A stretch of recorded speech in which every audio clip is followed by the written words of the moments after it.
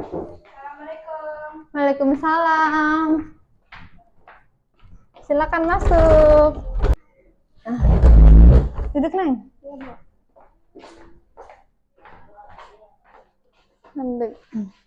Oh, Ibu seneng banget hari ini bisa ketemu Lutfia. Gimana kabarnya? Tidak baik, Bu. Tidak baik. Tidak baiknya kenapa? Entahlah, Bu, saya merasa sedih dan cemas.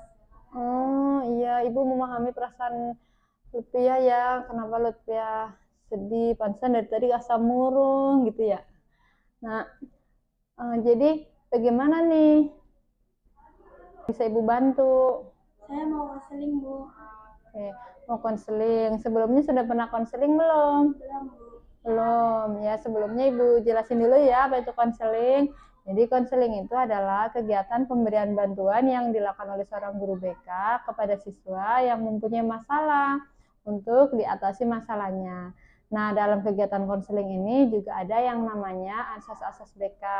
Yang pertama ada asas kerahasiaan. Jadi, dalam konseling Lutfia tidak perlu khawatir kalau masalah yang disampaikan dibahas dalam konseling ini, tidak perlu khawatir takut tersebar luas gitu ya, karena kita akan menjaga rahasianya ya. Jadi selama keluar dari ruangan konseling ini juga kita tidak perlu membahas lagi gitu ya. Nah, kemudian yang kedua ada yang namanya asas keterbukaan. Jadi selama menyampaikan masalah yang dialami oleh Lutfia sampaikan apa adanya aja, jangan ada yang ditutup-tutupi, karena untuk mendapatkan solusi yang tepat apa yang diharapkan oleh Lutfia. Sampai sini bisa dipahami? Bisa, Bu. Ya. Nah, sudah Ibu ingin mendengarkan apa yang membuat perasaan Lutfia tidak enak. Jadi begini, Bu, ketika saya ingin berpresentasi di kelas, saya merasa gugup dan canggung, dan juga saya tidak percaya diri. Lalu bagaimana? Saya gemetar dan saya juga tidak percaya diri, Bu. Lalu apa yang kamu lakukan saat itu? Saya hanya diam saja dan duduk. Diam saja. Nah, ketika diam saja, apakah membuat perasaan Lutfia lebih tenang? Tidak, Bu. Tidak. Jadi tetap gugup ya. Ya. Nah, hal itu tuh wajar ketika kita persiapannya kurang, kemudian kita tidak terbiasa berbicara di depan umum, memang kadang seperti itu. Nah, tapi kita harus bisa bagaimana caranya supaya kita itu bisa gitu ya, bisa percaya diri gitu dan tidak gugup. Nah, di sini ada yang namanya pemikiran fixed mindset dan grow mindset gitu ya. Nah, grow mindset itu ketika kita tadi tidak bisa tampil dengan percaya diri gitu ya, ya sudah tidak bisa gitu ya, tidak berusaha mencoba lagi tapi menyerah. Tapi ada juga yang namanya grow mindset ya, di mana grow mindset itu orang yang punya pemikiran grow mindset ketika dia merasa tidak bisa, dia sadar kalau dirinya itu tidak bisa, kemudian dia ingin mencoba lagi, berlatih terus, kemudian berusaha terus sampai dia bisa. Itu yang namanya grow mindset. Jadi tidak mudah putus asa, tidak mudah menyerah, itu disebut pemikiran grow mindset. Nah, sampai sini menurut Lutfia bagaimana sih pemikiran yang grow mindset dengan tadi masalah Lutfia ketika Lutfia itu belum bisa percaya diri? Apa yang harus Lutfia lakukan? Grow mindset adalah ketika saya tidak bisa, maka saya harus melakukan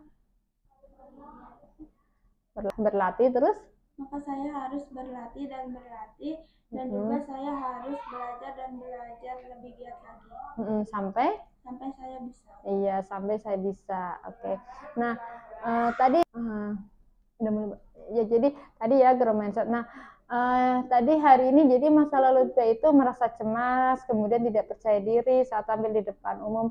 Nah, kemudian rencana Lutfia apa kira-kira untuk mengatasi ketika Lutfia itu tadi tidak percaya diri di depan kelas? Kira-kira tindakan selanjutnya apa nih yang akan Lutfia lakukan? Yang pertama, saya akan melakukan belajar terlebih dahulu sebelum berpresentasi. Yang kedua, saya akan berpakaian rapi. Dan juga yang ketiga, saya akan berdoa terlebih dahulu.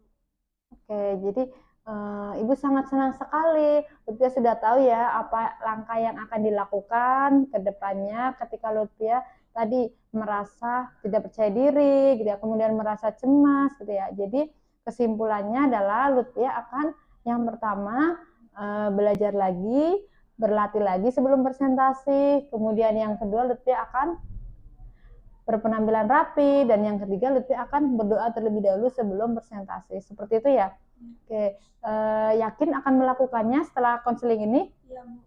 Yakin ya. Nah, bagaimana perasaan Lutfia setelah konseling ini? Lega dan tenang. Lega dan tenang ya, alhamdulillah. Ibu juga merasa senang karena Lutfia sudah bisa belajar untuk mandiri, untuk menyelesaikan masalah sendiri. Ada yang mau disampaikan lagi? Tidak, Bu. Tidak ya. Oke, konseling kali ini kita cukupkan ya. Sampai bertemu di pertemuan berikutnya. Kemudian semoga sukses dan juga berhasil. Kita tutup dengan baca hamdalah bersama-sama. Alhamdulillahirabbil alamin.